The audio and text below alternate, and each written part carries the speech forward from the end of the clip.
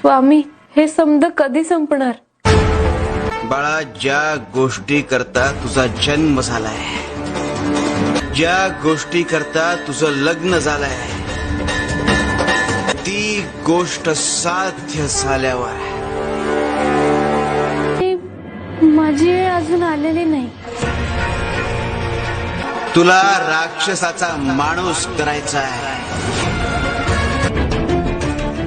बाळा, तुझी ताकद काय आहे हे तू नको ठरवूस, ते आम्ही ठरवू. फक्त एक गोष्ट लक्षात ठेव, प्रवास लांबचा आहे, खडतर आहे, खूप सोसावं लागणार आहे, पण हार मानायची नाही. सुधारण्याच्या या प्रवासात तुझे देखील कर्मभोग संपत जाणार आहे. घेऊ नकोस.